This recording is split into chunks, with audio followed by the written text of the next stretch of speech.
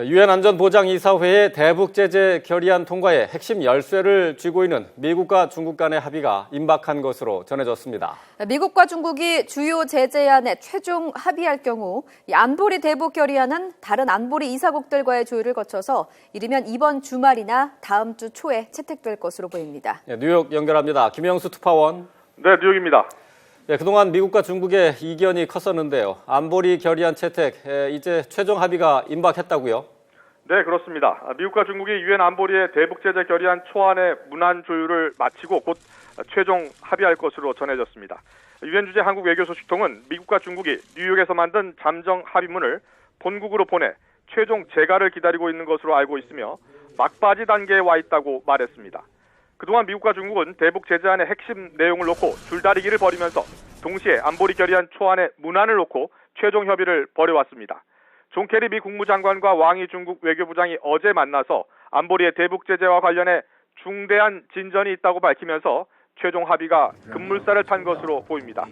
양국의 재가를 거쳐서 안보리 대북 제재 결의안 초안이 나오면 안보리 이사국들이 차례로 회람을 하고 막판 조율을 거쳐서 최종안을 안보리 전체 회의에 회부하게 됩니다. 네, 그럼 언제쯤 이 안보리 결의안이 채택될 것으로 예상됩니까? 네, 우선 절차부터 알아보겠습니다. 안보리 이사국은 모두 15개 나라입니다. 미국과 중국, 영국과 프랑스, 러시아 이렇게 5개 나라가 상임 이사국이고 비상임 이사국은 일본과 스페인, 말레이시아, 베네수엘라 등 10개 나라입니다. 하지만 안보리 결의안이 채택되기 위해서는 상임 이사국이 모두 찬성해야 하고 특히 미국과 중국이 사실상 합의를 해야 채택이 됩니다. 일단 미국과 중국의 최종 합의가 임박함에 따라 안보리 결의안 채택도 곧 이루어질 것으로 보입니다. 안보리 결의안 채택 시기와 관련해 유엔 주재 한국 외교소식통은 미국과 중국이 합의한 초안이 나오고 15개 안보리 이사국들이 회람을 마친 뒤에 전체 회의에 상정을 하고 또 통과되기까지 통상적으로 사흘 안팎이 걸린다고 밝혔습니다.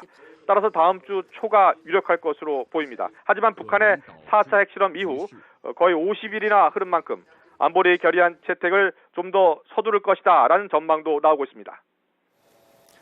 네, 가장 중요한 것은 이 안보리 결의안에 어떤 내용이 담겨져 있을 것인가 하는 것입니다. 대북 제재 내용 어떤 것들이 나오고 있습니까? 네, 아직 정확히 알려지지 않았습니다만 과거와 비교해서 강력하고 실효적인 제재 조치들이 포함될 것이라는 게 이곳 유엔 주재 외교소식통들의 전망입니다.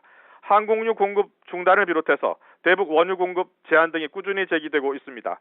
또 북한 항공의 유엔 회원국 영공 통과 금지 등의 조치도 검토되고 있는 것으로 알려졌습니다. 또 석탄과 철광석 등 북한 광물 수입 금지 등 북한으로 유입되는 돈줄을 차단하는 제재가 나올 것으로 예상되고 있습니다.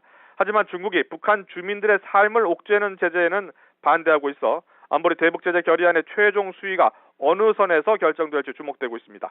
지금까지 뉴욕에서 YTN 김영수입니다.